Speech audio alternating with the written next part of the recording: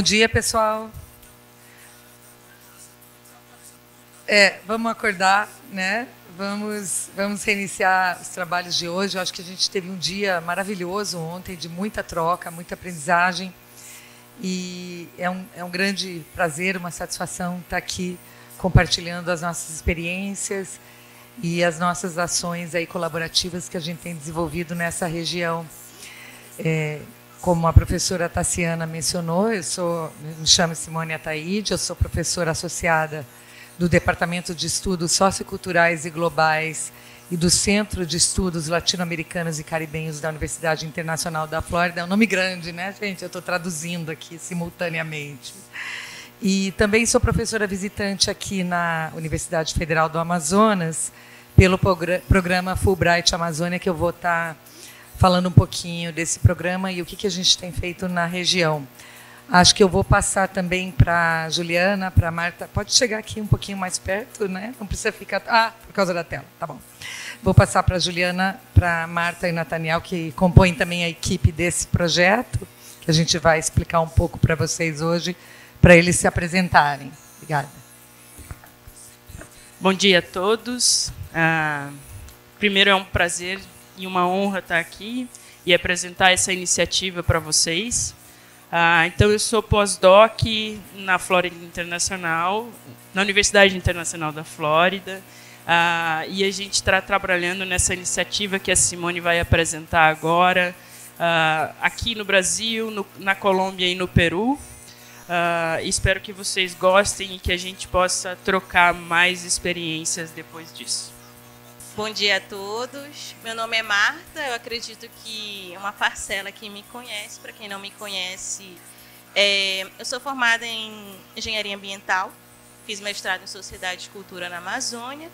E, primeiramente, eu quero agradecer a professora Simone, a professora Tassiana e a todos aqui da mesa e todos que se fazem presente. É um orgulho participar desse projeto, dessa iniciativa de conservação de águas aqui na Calha dos Solimões. A professora Simone vai apresentar nosso projeto. Não é projeto, é uma iniciativa, uma cocriação que faz parte, né? Então, esse é um dilema do nosso pensamento, do que as comunidades, o que essa cocriação aqui entre o científico e as humanas. E é isso. Olá, bom dia a todos. Eu me chamo Nathaniel Gomes Marim. Eu sou formado em licenciatura em Biologia e Química pela Universidade Federal do Amazonas, o Instituto de Natureza e Cultura. E atualmente eu estou como articulador local, consultor local do Brasil, nesse projeto que é de conservação de ecossistemas fluviais na região transfronteiriça aqui da Amazônia. Dizer que é uma honra, é um prazer participar desse projeto, que eu estou aprendendo muito. E é uma iniciativa muito importante para a região, que é tão carente de conservação, de iniciativas de proteção territorial. E a professora Simone vai trazer um pouco dos resultados, um pouco dessa iniciativa, tá bom? Muito obrigado. Obrigada. Nathaniel, Marta, se quiserem voltar. Então, essa parte agora da manhã, eu vou tentar resumi-la para ser duas apresentações breves. Uma é sobre esse projeto de conservação de paisagens fluviais transfronteiriças aqui na região do Alto Solimões, que envolve os 3 países. E a segunda iniciativa é o lançamento do projeto das clínicas de bioeconomia e sustentabilidade, também em parceria aqui com as instituições locais. Então, primeiro é só uma panorama desse projeto. Eu não vou adentrar em muitos detalhes, porque a gente não tem tempo agora, mas vocês querendo saber mais informações, conhecer mais e formas de participar no projeto, vocês podem estar procurando a Juliana, a Marta, e principalmente a Marta e o Nathaniel, que moram aqui e estão aqui. Então, pode passar o primeiro slide, por favor. Também vou usar aqui. Eu queria só mencionar também que a minha área de formação é ecologia e antropologia, então é uma área bem interdisciplinar, que conecta as ciências naturais com as ciências ambientais. Eu procuro sempre estar facilitando essa produção do conhecimento interdisciplinar, que eu acho que ela é muito importante para resolver, para ter um outro olhar para os problemas e também para resolver esses problemas que a gente tem em toda a Amazônia, nas Amazônias, como a gente fala.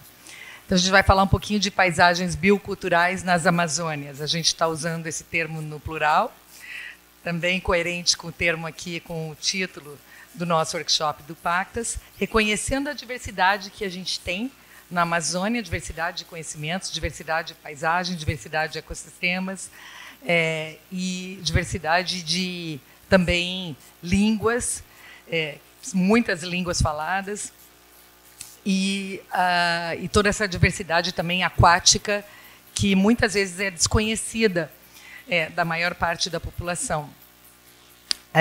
A nossa equipe é uma equipe grande, que tem professores, pesquisadores, articuladores locais, tanto baseados em Miami, nos Estados Unidos, onde está a sede da FIU, que a gente fala, que é a Florida International, né? Universidade Internacional da Flórida, e aqui na região, na Colômbia, no Brasil e no Peru, e em cada país a gente tem também uma equipe de pessoas que estão se formando dentro dessas temáticas do projeto, e estão trabalhando, e estão também participando, e estão alavancando as atividades do projeto localmente, como a Marta Nathaniel.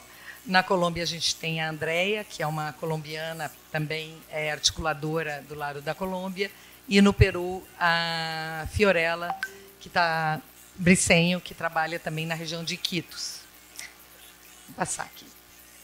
Então, por quê? Porque vamos entender primeiro, também a gente vai entender um pouquinho o que significa essa ideia de paisagens bioculturais, e por que é importante a gente unir esforços transfronteiriços para cuidar dessas paisagens bioculturais nas Amazônias. Bom, a gente sabe que o rio Amazonas está aqui, do nosso lado, é o maior corpo, o maior rio de água doce do mundo em volume de águas, atravessa vários países, e ele é um sistema interligado, como a gente fala, dos Andes, da Amazônia e do Atlântico. Essas águas, elas alimentam os ciclos climáticos, elas alimentam processos que são indispensáveis para o funcionamento da nossa vida, de toda a vida, da vida humana, da vida dos animais, das plantas. E ele é responsável por 20% da descarga global de água doce para os oceanos. Você imagina o que é 20% de água doce entrando nos oceanos, a contribuição que isso tem. E também responsáveis pela formação que vocês já devem ter ouvido, a gente não vai entrar em detalhes aqui, mas os rios voadores, que é toda essa evapotranspiração, é todo o ciclo da água que leva essas águas, né, tanto de toda a parte da circulação de correntes e a circulação aérea, e que esses rios voadores, né, que faz parte tanto da transpiração das florestas, como do próprio ciclo da água, ela vai ocasionar com que exista água na região sul do país, na região sudeste do país. Então, quando as pessoas falam o que eu tenho a ver com a Amazônia, tudo. Né? Você pode não viver na Amazônia, mas a tua vida está, de uma forma ou de outra, interligada com a Amazônia. Seja pela questão da regulação climática, seja pela questão das chuvas, seja pela questão dos produtos, que muitas vezes são patenteados fora daqui, como a gente viu ontem.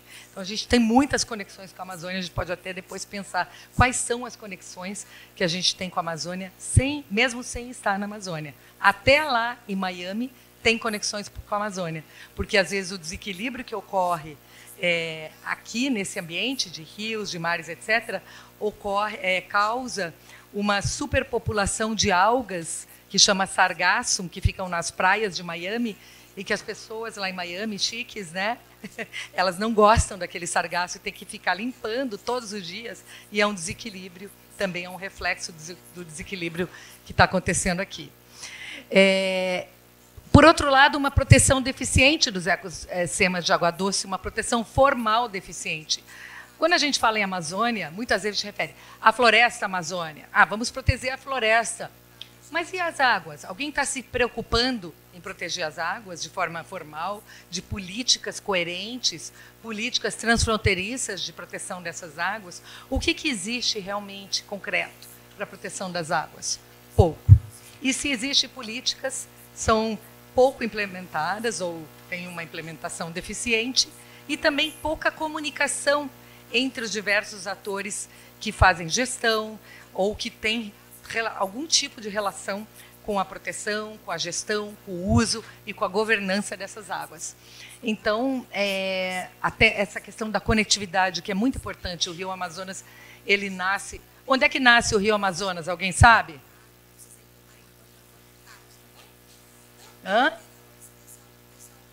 Peru, né?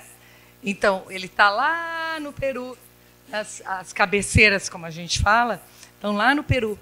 E um peixe que nasce no Peru, será que ele vem para o Brasil ou ele é um peixe que ele se considera peruano e ele não chega para cá? Chega, né? Então, existe essa conexão e manter essa conectividade é extremamente importante. Por quê? Senão não tem pesca, né? Quem é que gosta de peixe, comeu uma dourada ontem? Você sabe onde que a dourada nasce?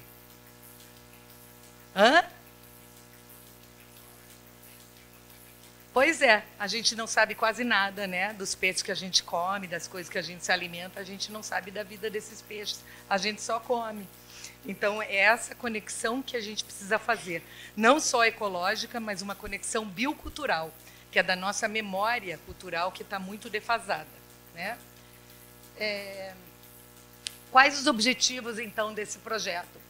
Apoiar essa conservação dos rios, dos ecossistemas de água doce, e através de que metodologia, de que abordagem, né? A gente está vindo aqui, eu nasci no Sul, mas trabalho na Amazônia há mais de 25 anos, em várias regiões. As pessoas aqui também, a minha colega curitibana, por acaso, né? Que também está trabalhando na Amazônia há muitos anos.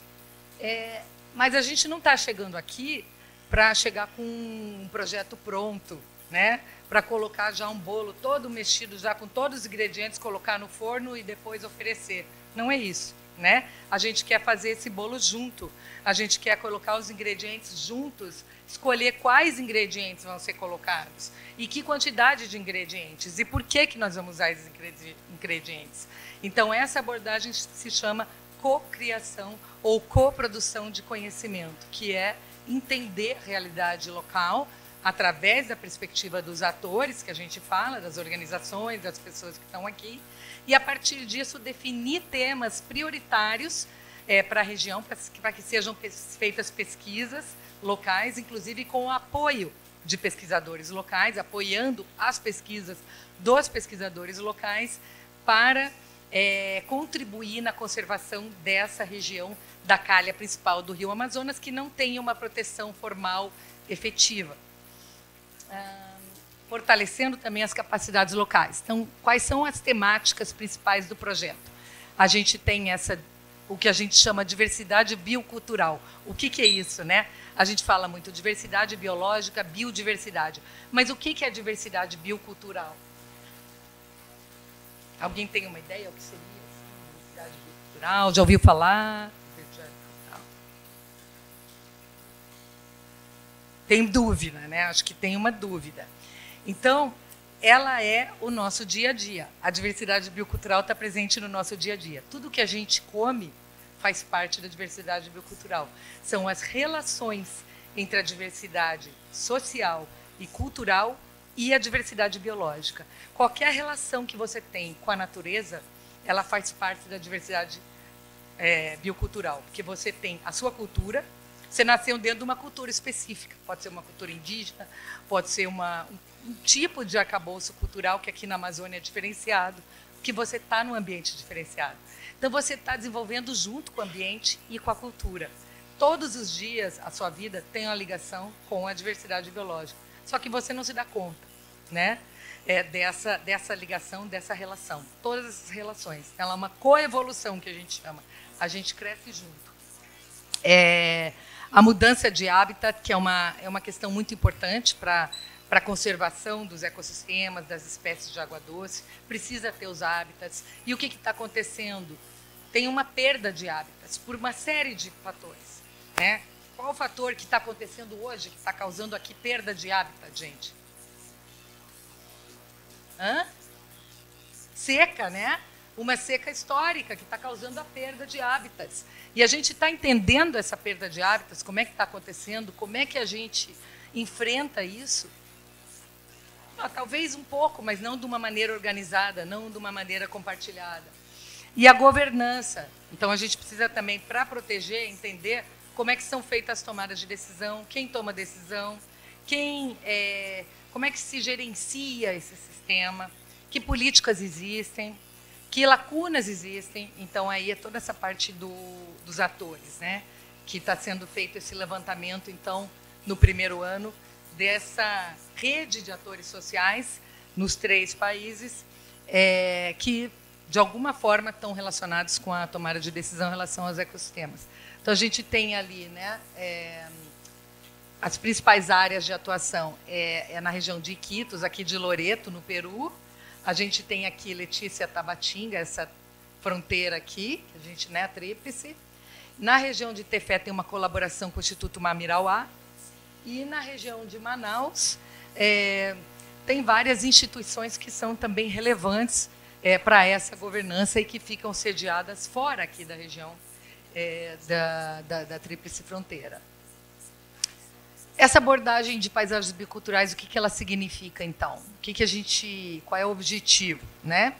Apoiar essa governança transfronteiriça para fortalecer a participação dos povos tradicionais também nesses processos de tomada de decisão, facilitar os diálogos, as trocas e colaborações, incluindo possíveis inovações socioecológicas, porque sempre que a gente coloca vários tipos de conhecimento para interagir, podem sair inovações, né?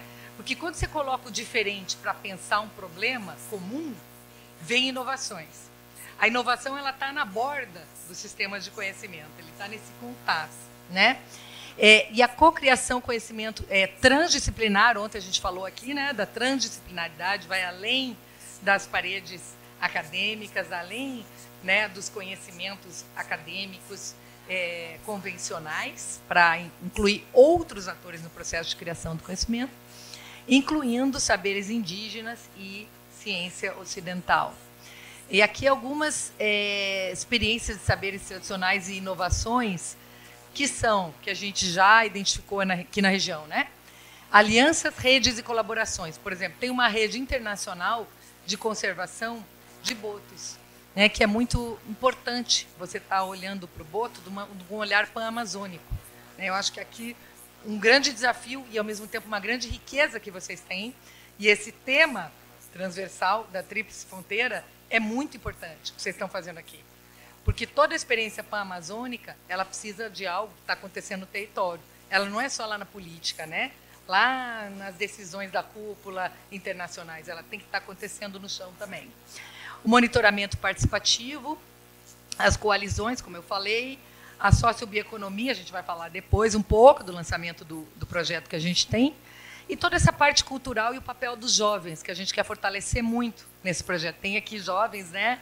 E a gente quer trazer muito mais jovens, inclusive porque a gente identificou que a questão da informação, a questão da educação ambiental, toda a parte dos jovens envolvidos na mídia, né, propagando os conhecimentos, veiculando, fazendo a comunicação, o exemplo da radiociência, muitas outras iniciativas que precisam ser desenvolvidas aqui na região para estar fortalecendo essa conexão.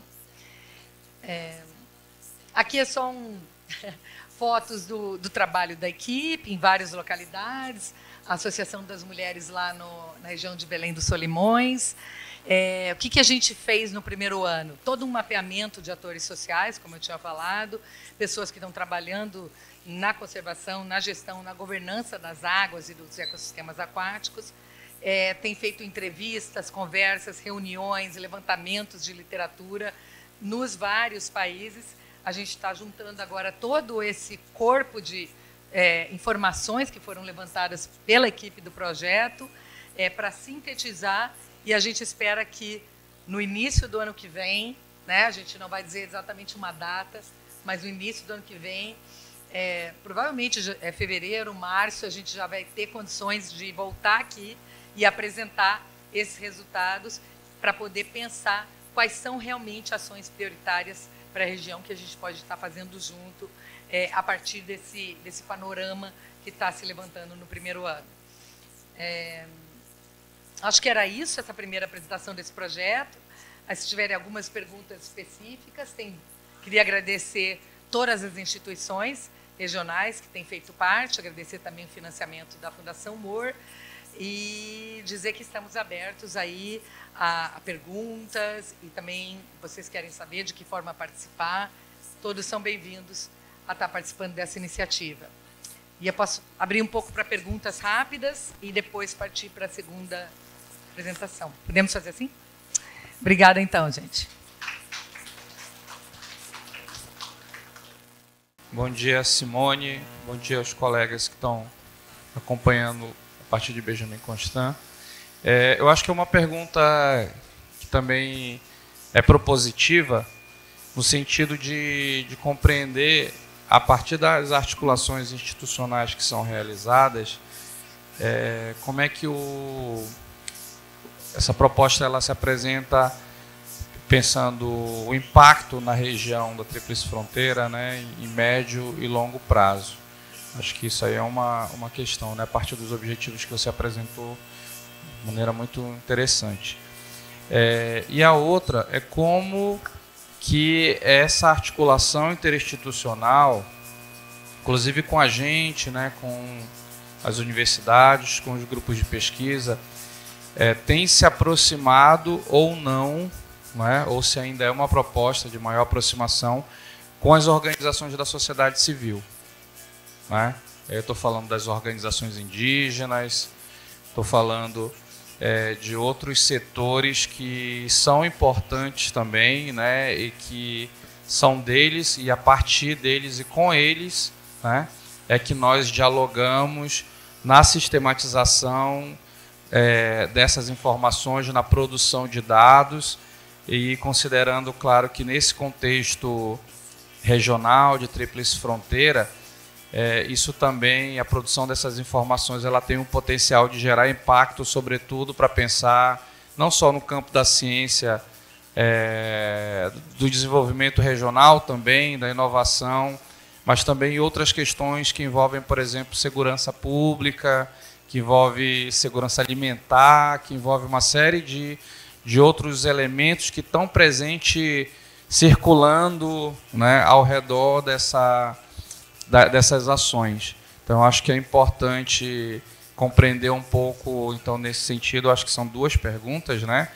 O que tem sido pensado do ponto de vista do impacto, né, dessa articulação e da produção dessas informações em médio e longo prazo, e essa outra parte que envolve as questões, né, das organizações da sociedade civil.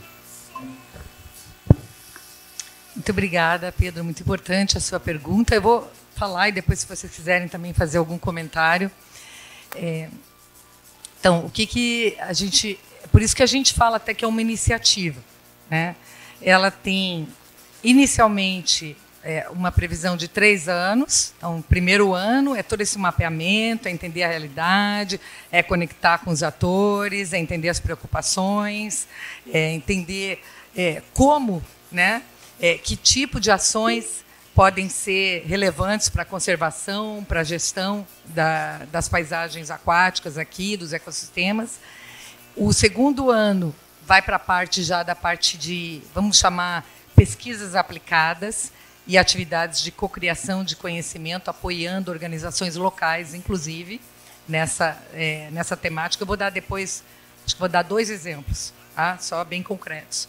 E o terceiro ano é todo um compartilhamento de informações em vários formatos, vários encontros, diálogos e workshops como esses, para a gente estar pensando junto qual o impacto, né, desse conjunto de informações para o futuro. A proposta é ter também, a partir das informações levantadas, por exemplo, o mapeamento de atores sociais, quem faz o quê, onde, por quê e as preocupações, vai ser de acesso aberto. Então, todos vão ter acesso a esse tipo de informação na página do projeto ou veiculados em diferentes formatos, para que também usem esse conjunto de informação para outras finalidades, né? Então, também essa parte assim, acesso aberto às informações e dados do projeto por todos. Eu acho que isso já vai ajudar, né, a futuras iniciativas na região. Vou dar 2 exemplos que eu acho que fica um pouco mais concreto. Um é o potencial que a gente já está enxergando em conectar as ações de manejo de lagos, acordos de pesca e proteção, por exemplo, manejo do pirarucu, conservação de peixes e de pesca e acordos de pesca. A gente está achando muito interessante partir das iniciativas dos povos indígenas, principalmente o povo ticuna, que já tem feito muitos acordos de pesca, muitos não, mas tem vários acordos de pesca na região. Só que o que acontece? Mesmo dentro da Colômbia, lá nos lagos de Tarapoto e aqui nos lagos de Yauarcaca, que eu não sei se vocês conhecem, onde é a captação de água da cidade de Letícia, existem iniciativas locais das associações, né? Associação Tica e várias associações no resguardo lá da região de Porto Narinho, que fazem os acordos. Em Belém dos Solimões e em Umariaçu, aqui já na região do Brasil, estão se iniciando esses acordos de pesca pelos próprios ticuna. Mas não existe uma conexão direta e fortalecida entre os ticuna do lado da Colômbia e os ticuna aqui do lado do Brasil, para entender como foi esse processo de criação dos acordos, que tipo de desafio encontraram. Podem estar vendo colaborações para conservar uma área maior? Como é que a gente talvez podia criar uma área de gestão sustentável da pesca e do pirarucu e de conservação entre essas comunidades? E aí vão haver outra coisa, monitoramentos. Cada um faz de um jeito, né? Então você começa a levantar uma série de dados, mas não tem coerência para depois você poder analisar e entender realmente o que está acontecendo com o ecossistema. E qual é o impacto desses acordos de pesca? Está melhorando a proteção? Como é que tá? O que está causando? Quem tem acesso a esses dados? Como é que Então tem muitas lacunas já identificadas com, né, as comunidades ticuna do lado da Colômbia, e agora se iniciando esse processo também aqui em Umariaçu e Belém dos Solimões, que é como se fosse assim a abrangência do projeto indo até Belém dos Solimões, porque é muito grande, né, gente? A gente não dá conta. Então, um grande foco vai ser esse: fortalecer a parte de monitoramento, que foi uma demanda própria, né, das comunidades, fortalecer os monitoramentos, conectar as ações, conectar as comunidades e fortalecer as organizações da comunidade local, Pedro. Aí eu acho que já responde um pouco a tua pergunta, as duas formas. Os dados são deles, coletados, são das comunidades, têm acesso, e essa conexão entre as diversas comunidades, que já foi demonstrado o interesse, bem como uma possibilidade de se conectar à iniciativa amazônica, né, que é a rede do pirarucu, né, amazônica. Esqueci agora o nome específico. Coletivo do Pirarucu. Tá? Então, esse é um exemplo. Outro exemplo que a gente tem, né, é a parte mesmo de questão de poluição da água, questão de destinação de resíduos sólidos e poluição da água, que é uma grande preocupação local. Então, aí, o que as pessoas falam, existe uma falta de informação, de chegar à informação, então seria também um esforço de conectar os atores para estar entendendo melhor qual é o problema, como é que isso reflete na saúde dos nossos rios, né? Também com estudos de caso específico. Vou dar um exemplo: o rio Tacana foi sugerido como um estudo de caso que poderia ser simbólico dessa questão da destinação de resíduos sólidos e poluição do rio, porque ela é uma parte transfronteiriça que ele pega Letícia e Tabatinga, então uma ação bem concreta de pesquisa que pode estar se desenvolvendo lá. E apoio a pesquisadores locais também, com recursos para que pesquisadores façam as pesquisas dentro das temáticas do projeto. Vai ter apoio direto às organizações locais também.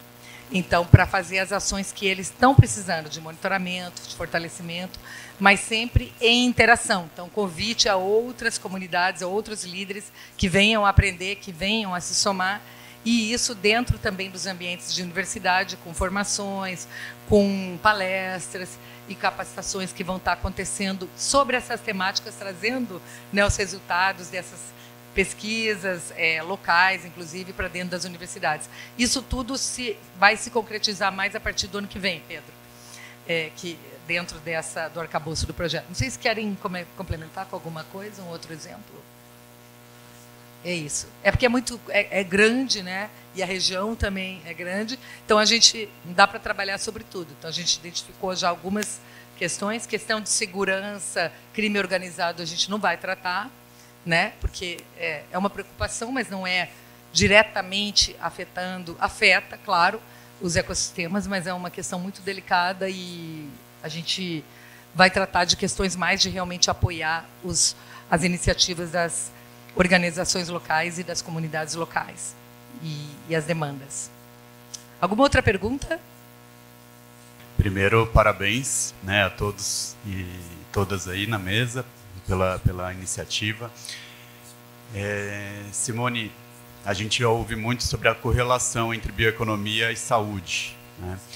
E eu queria entender se nesse movimento, nesse projeto, existe uma perspectiva também para fortalecimento de negócios locais, né? Negócios de impacto, negócios inclusivos, né? Qual que é a perspectiva para isso? Assim, se é um segundo momento, se é importante, né? Pensando em fortalecimento de capacidades locais, por exemplo, né? Se estão olhando para as cooperativas, se tem espaço, né, para a originação de novos negócios e como que isso complementaria o propósito das clínicas. É exatamente essa a questão, né? Aqui você já me ajudou muito, porque já faz uma ponte aqui com esse outro projeto que a gente está desenvolvendo aqui em parceria com a UFAM, que é mais voltado para a socioeconomia. Claro que tem uma relação, e eu já vou começar com ela, né? Existe. Só que dentro do projeto de conservação de ecossistemas aquáticos, não houve uma demanda específica para desenvolver negócios, mas houve uma demanda muito, muito importante para apoiar já as ações de conservação da pesca, dos peixes e do pirarucu, que tem uma importância econômica muito grande. A gente só não chama de negócios startups, mas é uma sociobioeconomia de raiz amazônica. E eu já vou começar com uma provocação bem ligada a isso que você falou. Tá bom? Acho que podemos passar, então, para o Não, porque tem uma pergunta aí para você, tá, lá do pessoal que está em Benjamin. Simone, como os nossos egressos poderiam estar realizando um estágio ou pós-graduação na FIO? Quais os requisitos necessários? Professor Eliel. Obrigada. A gente sempre recebe as perguntas, né, assim, de como facilitar esse intercâmbio e quais oportunidades. As universidades dos Estados Unidos, elas, principalmente a nossa, falando mais especificamente da Florida International, tem um grande prazer em receber professores, visitantes, alunos de intercâmbio, para fazer intercâmbio. Eu já recebi uma estudante que vai passar 6 meses comigo, e volta e meia a gente recebe. Quais são as vias? CNPq, CAPES e Fulbright. Né? Tem outras também, oportunidades, por exemplo, a própria WCS, né? A Wildlife Conservation Sociedade de Conservação da Vida Silvestre, às vezes fornece bolsas também.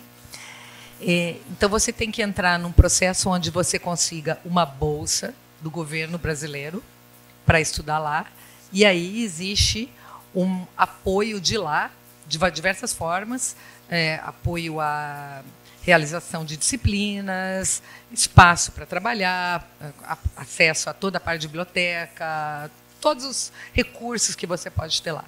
Qual que é o grande fator, vamos dizer assim, desafiador nesses intercâmbios? Alguém saberia me dizer que é ir para os Estados Unidos quem fala inglês aqui na sala? Muito poucos, né? Muito poucos. Então, precisa estudar mais inglês, porque você indo lá sem falar inglês é muito difícil. E você tem que ter uma base, porque também tem um teste que você tem que fazer. Se você não passar e não demonstrar que você tem um conhecimento mínimo, você não é competitivo no teste para conseguir uma bolsa do governo brasileiro. E tem bolsas, tem oportunidades, mas tem que aprender a língua. Então, vamos aprender mais inglês, que isso vai ajudar vocês também, tanto na parte da ciência, sem ser colonizador, sem dizer que todo mundo tem que falar inglês. Eu não gosto quando as pessoas falam que a língua da ciência é o inglês. Eu acho que todas as línguas têm que ser as línguas da ciência e tem que valorizar todas as línguas. Sou muito crítica em relação a isso, porque existe uma diferença de poder muito grande, que a gente sabe, mas é importante, né? É importante você falar várias línguas. O espanhol também. Todo mundo aqui devia já ser fluente em espanhol. Já está aqui na tríplice, né, gente? Eu sei que vocês entendem, mas ficar fluente em espanhol, né? E principalmente Miami, porque Miami o espanhol é praticamente mais importante do que o inglês. Você fala inglês na universidade e fora é só espanhol. Então, um pouco isso. As oportunidades formais que existem dentro dos programas do governo brasileiro, bolsas de vários tipos e a língua, que é, vamos dizer, um pré-requisito. Tá? Acho que respondi. Podemos passar? Muito bem. Podem ficar se quiserem, porque está todo mundo relacionado aqui, mas quiserem também ir sentar, vocês que sabem, fica aqui. Vou falar rapidamente, então, dessa iniciativa que surgiu, na verdade, numa parceria inicial com o professor Henrique Pereira, que é da UFAM de Manaus. Nós começamos a conversar sobre a oportunidade de fazer intercâmbios sobre a questão de negócios sustentáveis entre Estados Unidos e Brasil. Fizemos um curso inicial muito de curta duração entre estudantes da Florida International e de várias universidades também aqui do Brasil. E, através dessa iniciativa inicial, a gente começou a pensar nessa ideia de fazer clínicas de bioeconomia e sustentabilidade e desenvolver essa ideia numa parceria inicial entre a Florida International, a UFAM e outras universidades. Então, são vários professores, a professora Tassiana Coutinho, aqui pelo Pactas, tem o professor Pedro Mariosa, por Benjamin, tem uma conexão grande com o Benjamin, mas o que eu queria dizer é que tem as portas abertas, e a gente pensar como envolver os outros, a UEA, o IFAM também, nessa iniciativa mais para frente, né? Tem um apoio do programa Fulbright Amazônia também, e o Instituto Acariquara também está participando. A partir de janeiro vai entrar a Universidade da Flórida, que é uma outra universidade que fica em Gainesville, que é onde eu fiz meu doutorado, que vai entrar também nessa parceria. Vamos passando. Eu mesmo passo, né? Vamos passando. Então, eu trouxe aqui uma história. Eu queria começar com uma história o que eu aprendi, e eu não sou especialista. Ontem a gente teve vários professores especialistas, tem indígenas especialistas aqui, mas eu aprendi essa história lá no Museu Maguta. Quem foi no Museu Maguta já? Maravilhoso, lá em Benjamin Constant. Tem que ir, né? É muito bonito, porque é um museu comunitário que foi formado, criado pelo povo ticuna, e as histórias, os desenhos, etc., são contados por eles mesmos. Então, é muito importante esse museu. E eu aprendi que, nesse museu, que os ticuna, eles consideram que eles saíram de dentro da água, e que Maguta, que é a autodesignação deles, significa tirar algo da água, algo que sai da água, com as próprias palavras deles, no próprio museu. Esse desenho representa, então, eles sendo pescados com uma isca de mandioca e saindo dentro da água. E ali você vê o nível da água, como já estava tão baixo em julho, quando nós, inclusive Marta, Nathaniel, todo mundo estava junto, visitamos aquela região ali na Colômbia, dos lagos de Jauarcaca. A região de origem desse povo é a terra indígena Euaré, que fica lá na região de Belém de Solimões, que tem Euaré 1 e Euaré 2. E é onde eles foram realmente saindo da água, uma região sagrada para eles. O que isso tem a ver com bioeconomia? Né? Vamos pensando aí. O que tem a ver com bioeconomia?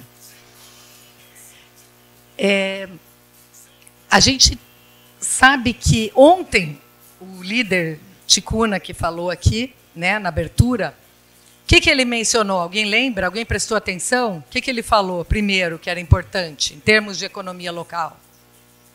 Hã? Alguém lembra, não? Falou da agricultura e falou da pesca. Ele falou, a pesca e a agricultura são muito importantes para a gente. Né? Então, o que acontece? As economias mais informais que sustentam essas comunidades, muitas vezes não entram nos índices econômicos de desenvolvimento dos municípios. Né? E elas ficam invisibilizadas, mas são importantíssimas. A pesca é uma sociobioeconomia? Claro que sim. Né?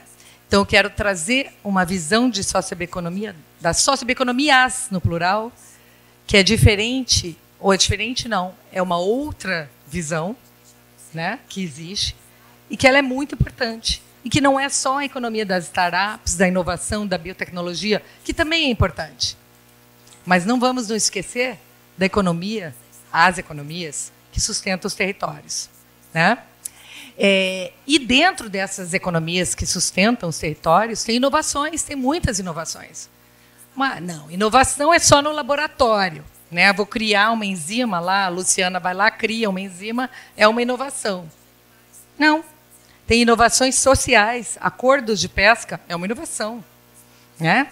Plantio, reflorestamento de mata ciliar com espécies nativas que alimentam os peixes, para continuar alimentando os peixes, é uma inovação ecológica, socioecológica, biocultural. A revitalização do conhecimento indígena com as histórias, o conhecimento dos mais antigos sobre os peixes, trazer isso para a comunidade e para os jovens é uma inovação. São sociobioeconomias. Né? Então, eu quero trazer um pouquinho nessa provocação, essa virada de chave, como a gente fala, né, que eu adoro essa expressão aqui no Brasil, né? Virar a chave para entender um pouco as economias que estão nos territórios e que faz parte das sociobioeconomias. E o pirarucu, conhecido como o peixe da transformação. Né? Então, aqui eu emprestei esse slide do meu amigo JB, que é do coletivo do Pirarucu lá, da região do Médio Juruá, que a gente quer fazer um encontro, né? Promover esses encontros sobre as pessoas aí que estão manejando o pirarucu.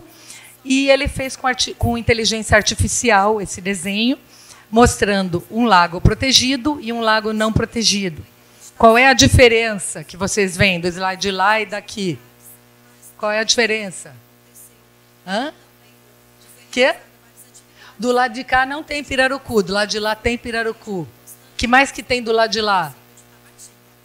Hã? Peixe-boi. Do lado de cá não tem. Né? Mas isso aqui tem a ver com o quê? Com a bioeconomia? Tudo. Né? Tudo. Então, vamos caminhando, né, por uma pergunta agora. Esse é o pirarucu, claro, todo mundo come praticamente todo dia aqui. Né? E pode ter vários outros usos também. Que formas de sociobioeconomia podem fortalecer os territórios? Vamos pensar junto essa pergunta. Né? E aí uma pergunta que vem da própria expectativa, da própria demanda, principalmente das comunidades do lado da Colômbia, porque do Brasil a gente ainda não teve um trabalho mais aprofundado, né? Está conhecendo as necessidades recentemente, até pelas distâncias. Como desenvolver a sociobioeconomia do pirarucu nessa região, de modo a gerar renda e emprego, contribuir para a segurança alimentar, resiliência biocultural e a conservação. Porque sociobioeconomia e conservação tem que estar junto. Né? Sociobioeconomia e mitigação de mudança climática tem que estar junto. Então não dá para pensar separado. No território acontece tudo junto, é tudo aqui agora. Então também é um pouco essa ideia de que socioeconomia, conservação, mudança climática, as ações e as instituições têm que estar conversando. E isso é mais fácil de acontecer aqui, numa região onde você tem os atores ali do lado, é só bater na porta, né?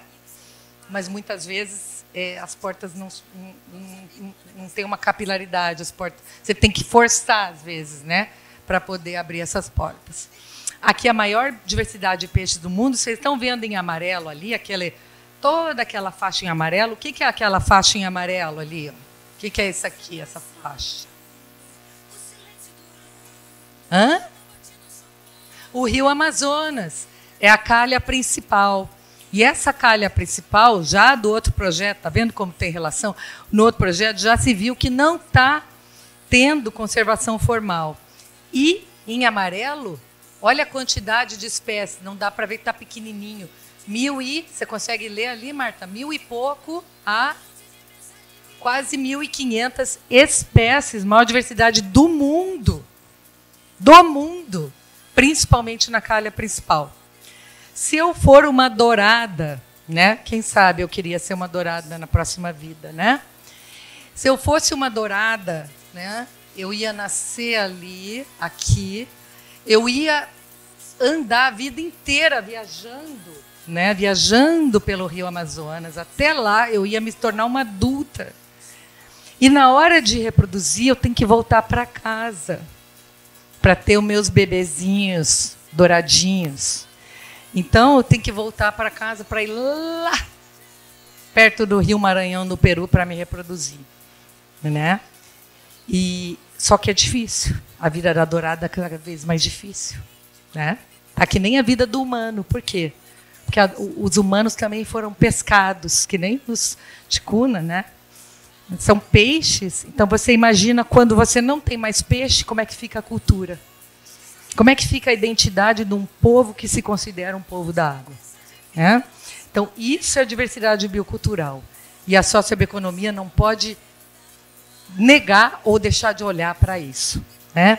Você tem uma insegurança alimentar, econômica, mas também uma perda de diversidade biocultural, que a gente fala.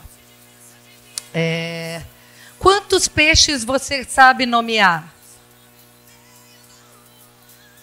Vamos ver. 7? Nathaniel falou 7. Quem sabe o nome de mais peixes? Vamos lá. Quem é pescador aqui? Tem algum pescador? Ah, pescador. Olha lá, o pescador lá atrás.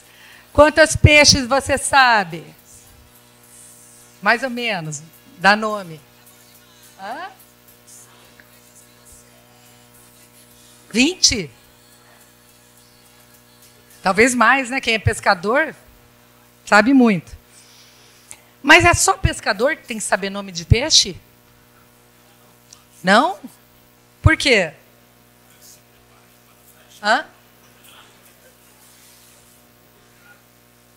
Os indígenas sabem também. Levantou a mão. Sabe também, né? Então, o que está acontecendo com a gente, ser humano, né? Um processo que nós identificamos no relatório que a gente fez para a ONU, de valores da biodiversidade, que é um nome chique, mas é um processo triste, que se chama perda do conhecimento ecológico. Essa perda do conhecimento ecológico, ela não é perda do conhecimento assim, só ecológico, ela é perda do conhecimento de nós mesmos. Né?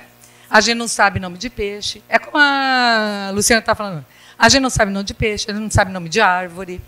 Né? E o que acontece? Uma extinção dupla. Quando você perde uma espécie, você perde o conhecimento daquela espécie e de que poderia existir sobre aquela espécie. Então, é um processo de mão dupla.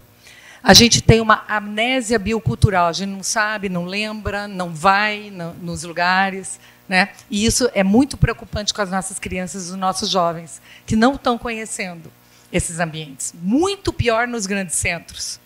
Aqui é diferente, você está mais perto, o rio é ali. Né? Mesmo assim, você não sabe os nomes. Imagina lá, né? Sei lá, numa grande cidade, São Paulo, por exemplo.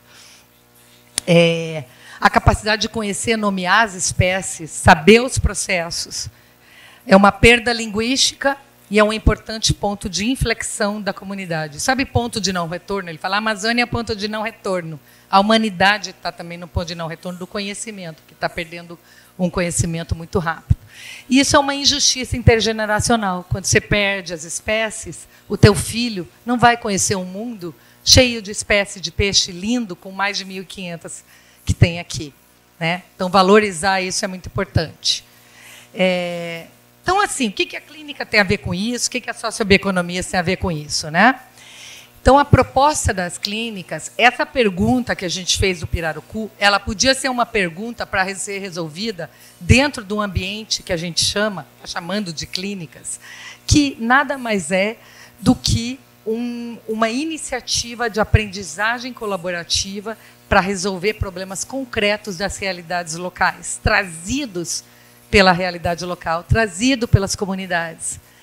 É cuidar, né, de um problema, mas cuidar de forma coletiva de um problema. As clínicas, elas são coletivas. É como você vai no médico para ser tratado, você vai na clínica, a clínica vai ajudar a resolver os problemas, mas de forma coletiva. Essa proposta está em construção, então não é um modelo pronto, tudo pronto, a gente ainda está construindo essa ideia, mas ela se baseia no modelo das clínicas jurídicas de direito, que tem em toda a América Latina, elas são ancoradas nas universidades e centros de pesquisa. Várias universidades, o professor Mariano Castro, da PUC Peru, é um grande líder de clínica jurídica. Então, tem os problemas das comunidades que são trazidos, problemas que requerem uma ação legal, jurídica. Os alunos, estudantes, participam na resolução desse problema, bem como outros profissionais que são necessários para resolver esse problema. Então, a clínica ela vem dentro do âmbito e do âmago, por exemplo, do Pactas. Ela não é em adição ao Pactas, ela é dentro, ela funciona ali. Ela é um modelo de aprendizagem que pode estar ancorada, por exemplo, dentro de qualquer instituição, mas aqui a proposta é que ela seja ancorada no Pactas. Por que a Amazônia precisa das clínicas? A gente tem muitas ameaças e crises, a gente viu já o que está acontecendo, né, na nossa Amazônia, mudanças climáticas, atividades ilegais, mineração, tem uma lista enorme, né, de problemas. Essas crises requerem o esforço interdisciplinar e transdisciplinar, como você já tem feito aqui. Então, ela não é uma proposta diferente, é uma proposta aglutinadora daquilo que vocês já têm aqui. O enraizamento, que é essa ideia de fortalecer desde a base, né, onde estão os problemas. Criar a clínica, nós não vamos criar uma clínica lá em São Paulo, lá em Miami, nós vamos criar uma clínica aqui, né, porque aqui é que estão os problemas, aqui que estão as necessidades, aqui que estão as instituições que devem ser fortalecidas. A criação de currículos especiais, de currículos em bioeconomia nas instituições já existentes, fortalecimento da área de bioeconomia. Mas qualquer bioeconomia? Não, talvez não, né? Qual é o conceito de bioeconomia que a gente vai tratar nessas clínicas? Vamos perguntar para as comunidades qual o conceito, a gente não sabe ainda bem.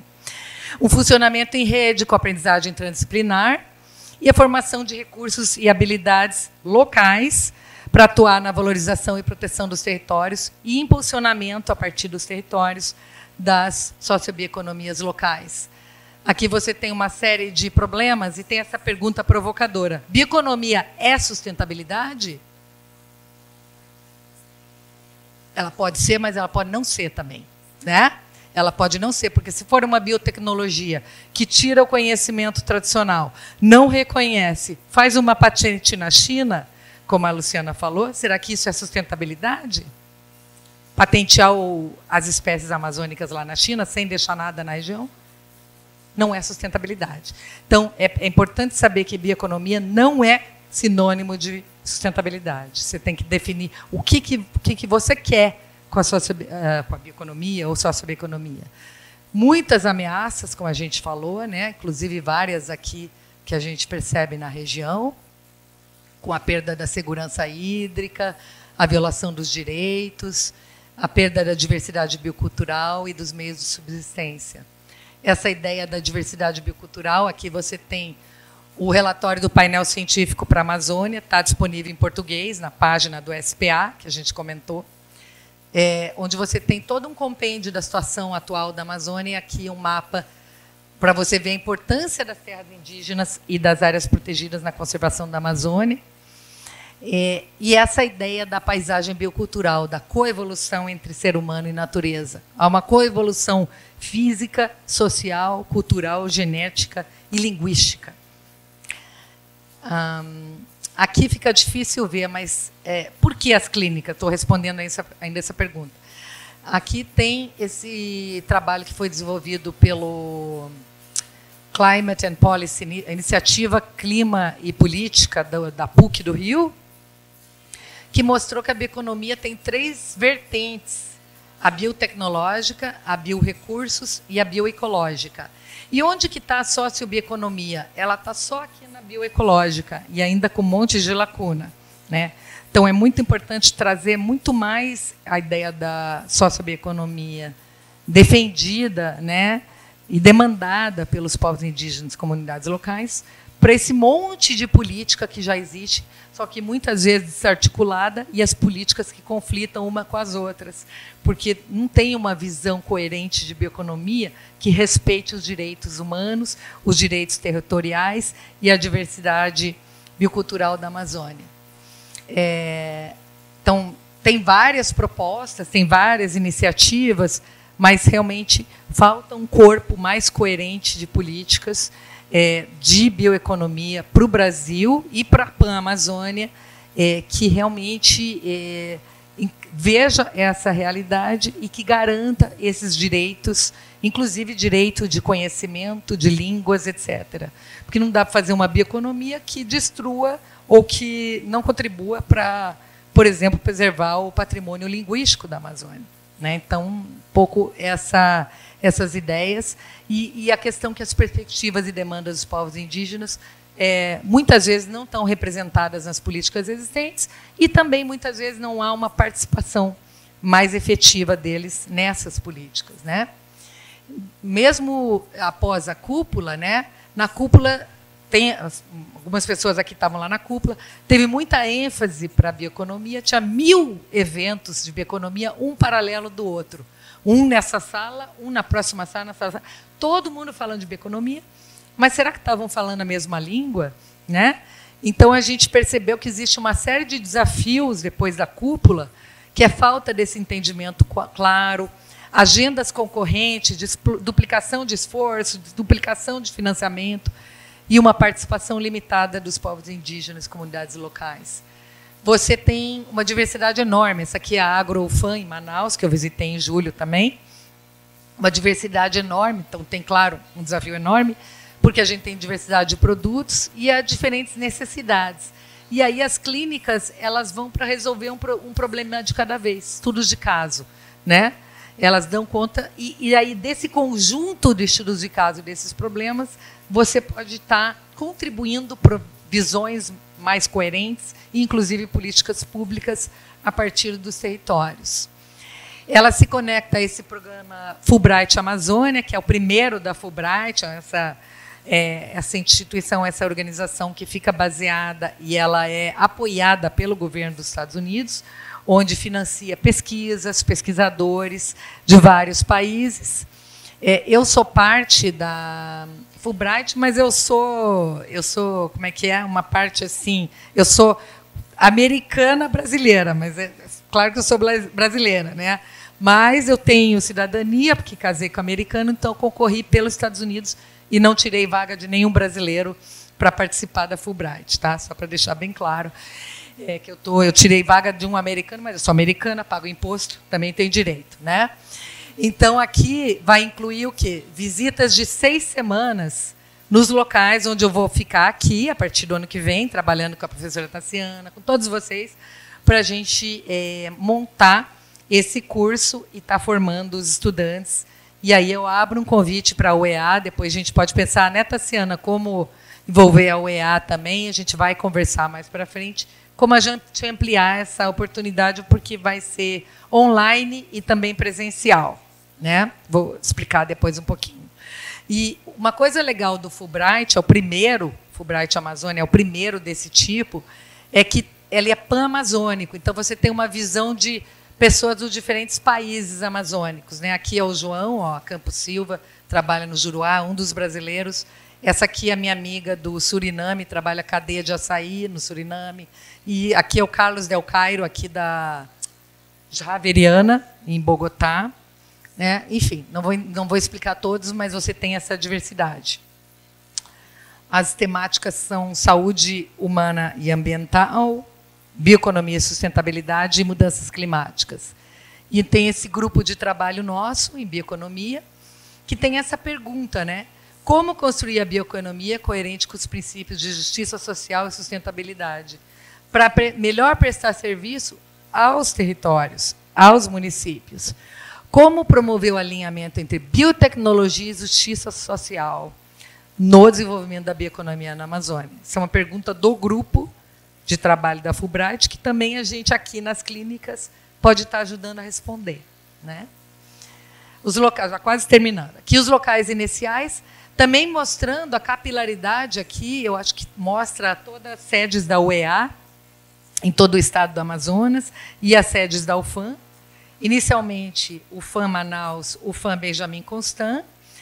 A importância das universidades locais nesses municípios, nesses territórios amazônicos, ela tem um papel até diferenciado do papel que as universidades das grandes cidades têm. Ela é aglutinadora, ela traz comunidades, ela traz conhecimento, ela ajuda a impulsionar os negócios locais, ela tem um papel enorme. Né? Vocês que estudam aqui sabem. Tive a reunião com o reitor, lá, o professor Silvio Mário Pulga Ferreira, na UFAM Manaus, e ele já deu carta branca, falou, gosto do projeto, apoio, então já tenho a bênção do reitor também, aqui é o professor Henrique Pereira, que alguns devem conhecer. E, finalmente, alguns princípios, essa ideia do enraizamento. Eu trago a árvore painu, que é essa figueira que vocês conhecem, lá dos Lagos de Auarcaca. Primeira vez que eles, morando aqui em Tabatinga, foram nos Lagos de Auarcaca, na Colômbia, né, para conhecer. E essa árvore, você vê a raiz dela, eu queria mostrar aquela foto que a Luciana mostrou ontem, né, para copiar, vista debaixo dessa raiz, o que é o mundo. Se você for um peixe lá embaixo, aquela raiz providencia tudo para você. É a tua vida, tem nutriente, tem alimentação. Né? Ele é um ecossistema em si, é uma árvore sagrada para os ticuna, ali da Associação Tica. Né? É a pedagogia freiriana, que a gente também adota, que eu vi aqui do grupo de pesquisa ontem, a professora apresentou, que é a educação a partir da realidade do sujeito, prática com reflexão. O que está dando certo na clínica? O que não está? O que dá para melhorar? Né? É a construção contínua, não é um produto pronto. Eu já falei também do fortalecimento da temática e dos currículos de bioeconomia, a formação dos jovens pesquisadores, a valorização dos diversos sistemas de conhecimento e a contribuição ao desenvolvimento de políticas públicas. Eu e a Luciana estamos também desenvolvendo uma iniciativa, vai começar em janeiro, com vários ministérios, né, para entender como articular, vai também povos indígenas, a Associação dos Povos Indígenas do Brasil, o Ministério dos Povos Indígenas, Ciência e Tecnologia, Igualdade Racial, etc., como articular, para formar uma política mais a médio e longo prazo de como articular os conhecimentos indígenas, locais e científicos em iniciativas de bioeconomia na Amazônia. Estamos muito animadas, né, Lu, com esse projeto.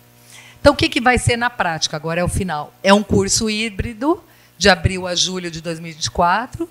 Estudantes da UFAM Manaus, UFAM Benjamin.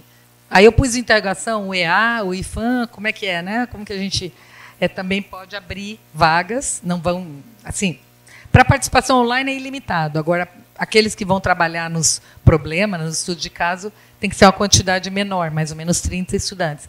Então, a gente vai ter um processo de seleção. né, que a gente vai determinar ainda com a professora Tassiana, professor Pedro, professor Henrique e outros, né, que forem entrar. Vão ter aulas online com módulos e exercícios, vão ter professores convidados, né, e como o professor Eduardo, né, já é da iniciativa PPA um convidado.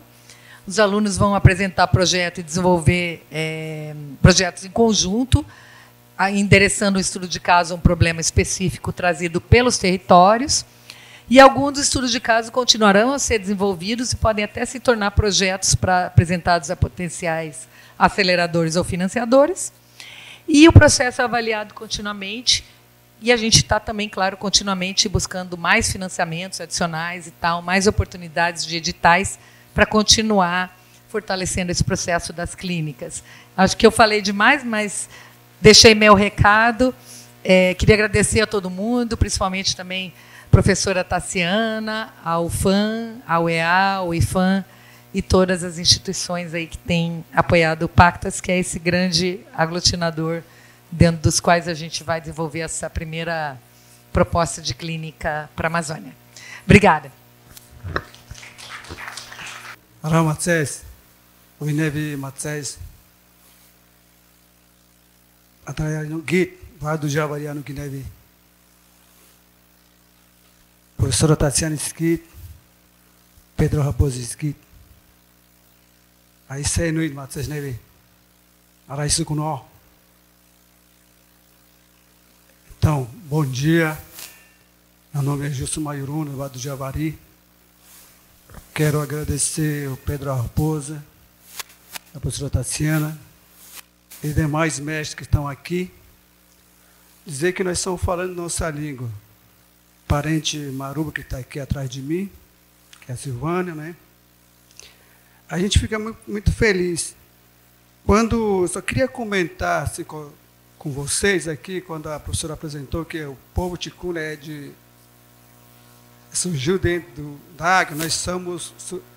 A história do Mayuruna fala que nós surgimos do barro. Antigamente comia barro, mas quem surgiu macaxeira, o milho, foi Mutum, tá? Do povo Mayuruna. Então, a maior pergunta que eu falo aqui, como nós podemos... É muito bom apresentar a senhora aqui. Eu olhando, apresentando quem são universitários, quem é pesquisadores, é bom. Agora me veio o Vale do Javari, os povos indígenas, que existem 6 etnias, não tem nenhum. É lamentável dizer que não tem nenhum que faz pesquisa. Tipo ali, Universidade do Fio, que a senhora apresentou. Mas estamos na luta. Né? A luta é isso, vamos continuar.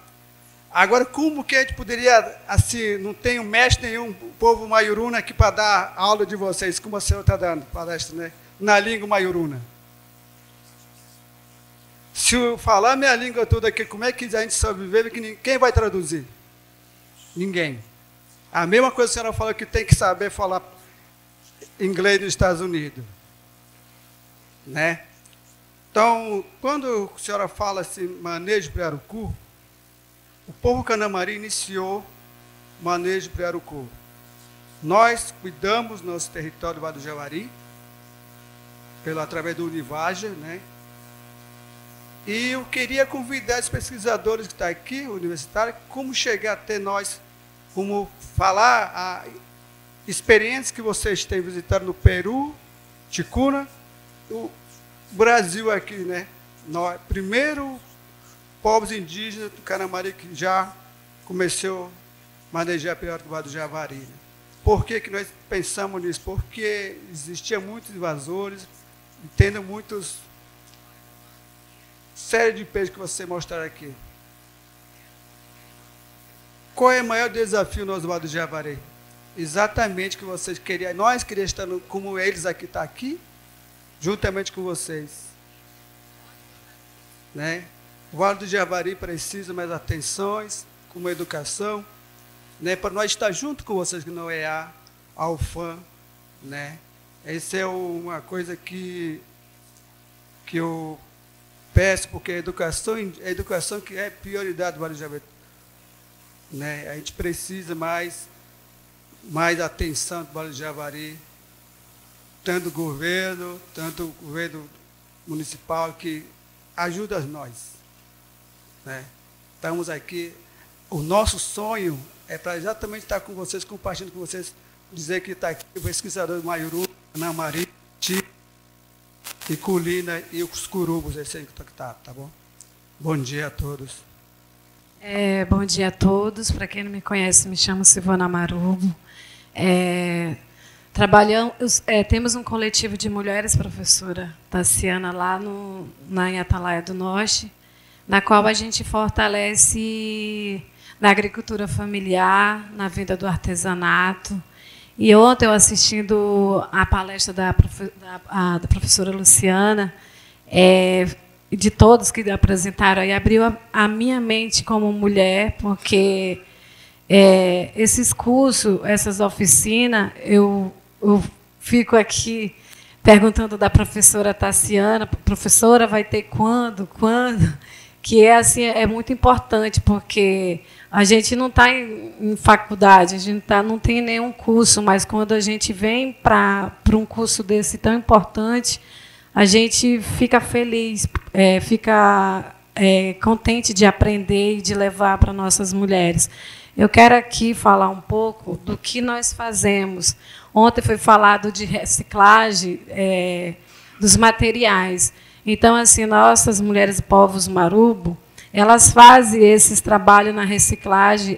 Essa pulseirinha rosa, ela é frasco de creme de cabelo. Antes iam para o lago, antes elas queimavam e faziam as crianças inalavam aquela fumaça. Hoje não, elas fazem a reciclagem. Então, assim, essa pulseirinha branca aqui, ela é de frasco de água sanitária e coquinho. E essa vermelha aqui, ela é de frasco de ketchup, né? E com um frasquinho de shampoo também. Então, assim, ontem também foi falado da medicina, né?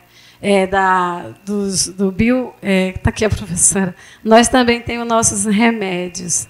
Isso aqui chamamos de tampa. Usamos para... Temos algumas dores, né, no nosso corpo, nós passamos no nosso corpo. Então, assim, nós também temos as nossas medicinas tradicionais, mas como que a gente vai patentear, como que a gente vai agregar valores, de qual maneira? Então, ontem, assim, o que eu aprendi aqui, professora, eu queria muito que a gente, no nosso território Vale do Javari, lá em Atalaia do Norte, temos uma organização indígena, que é o movimento, a Univaja.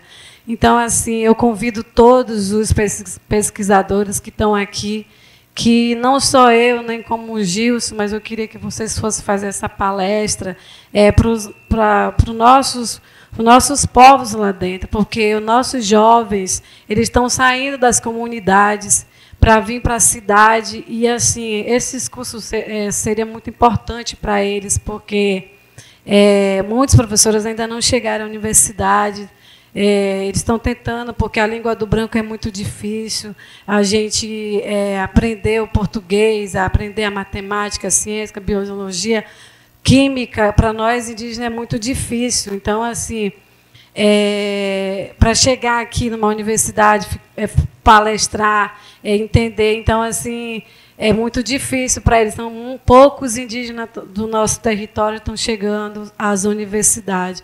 Ontem o professor Pedro Mariosa, ele falou: Silvana, tem um marubo, que ele é meu aluno, ele ainda não desistiu, mas a gente está com eles ajudando. Então, assim, os professores, muitas das vezes, ele não deixa o seu aluno para trás, ele segura, ele ajuda. Então, assim, eu agradeço muito aqueles professores que nunca deixam o seu aluno para trás, principalmente os indígenas. Então, assim,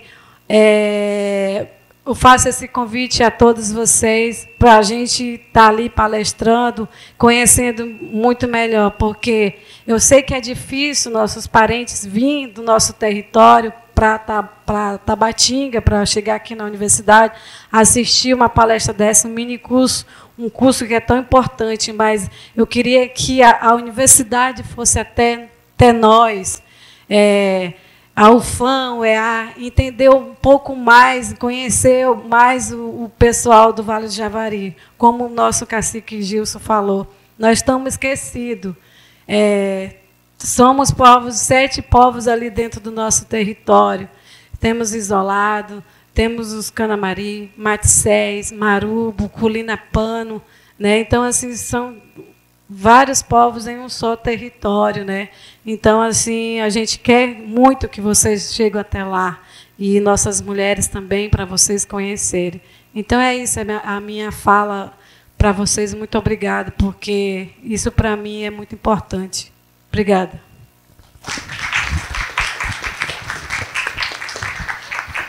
Rapidinho, né, gente? Que todo mundo já com a expectativa do café e do intervalo. Eu agradeço muito a colocação de vocês, a contribuição de vocês e a pergunta de vocês também, e a demanda que vocês apresentaram. É claro que eu, como uma professora que estou aqui visitando, né, eu não tenho o poder de tomar uma iniciativa e ir lá promover um curso, mas eu acho que essa demanda e essa colocação ela serve para todos os professores aqui, da UFAM, da UEA, do IFAM, para a gente lembrar, não esquecer que o Vale do Javari está ali do lado, né? Está ao lado de Benjamin Constant. Quem sabe a gente, fazendo atividades em Benjamin Constant, poderia planejar alguma coisa, né, Tassiana? Lá com o professor Pedro, sim, para ir lá e fazer alguma atividade lá. Eu agradeço, porque a gente pode considerar, porque se vocês não estiverem aqui e não falarem, a gente não lembra, né? Então, foi muito importante esse chamado para a gente. E uma coisa em relação ao manejo do pirarucu, que a gente já tinha comentado dentro do outro projeto da conservação das paisagens, é de realmente estar convidado. A gente não pode estar indo e passando tempo lá, né? Lá na região, mas a gente quer convidá-los para participar dessa rede, né, de diálogo e de conexão em relação ao manejo do pirarucu aqui na região, para que vocês façam parte. E eu tinha conversado com o pessoal do CTI que já tinha comentado do acordo que vocês têm, e a gente já sabia, mas falta ir lá e falta conhecer melhor, e isso está na nossa programação. Tá bom? Acho que era isso, e a gente vai conversando mais. Gostaria de agradecer a Simone e a toda a equipe, a Juliana, pela excelente exposição. Também registrar, gente, que o nosso grande desafio, né, Silvana? Silvana, esse ano, professora, eu quero fazer vestibular, eu quero fazer o curso de administração. A dinâmica, gente, de gasto é muito caro, né? A Silvana, para vir para cá, deve ter gastado aí uns 350 reais para chegar até aqui. Então, até para a gente, né, trazer o pessoal para o evento, para eles virem participar, é uma logística muito grande, né? Então, assim, a Silvana é uma das pessoas que sempre está ali catucando. Professora, eu vou. Professora, eu quero estudar. Eu falei para ela, se matricula, eu já te quero como minha bolsista, né? E hoje na universidade a gente tem um público de mais de 60% dos nossos alunos indígenas, né? Então a gente tem uma diversidade. Eu terminei uma disciplina no período passado, eu tinha 12 alunos, dos 12, 10 eram indígenas. Então essa dificuldade também é nossa, né? Eu não entendo nenhuma das línguas, eu até brinco com eles. Olha, fala na língua de vocês, depois me traduz, vocês podem me xingar, podem falar o que vocês quiserem, mas depois a gente se entende. E é uma forma da gente quebrar, né, essa barreira linguística, tanto de nós, professores, que não fomos, né, capacitados para essa realidade, mas que a gente, ao passar do tempo, né, mais de 14 anos, né, Iva, a gente vem nesse desafio, assim como também aqui na UEA, né, onde a UEA a gente tem um público mais ticuna. Enfim, gente, vamos fazer um intervalozinho rápido, muito assunto, né, para pouco tempo, e a gente lá atrás tem um coffee breakzinho, enquanto a gente vai se organizando aqui para iniciar, tá bom? Obrigada a todos.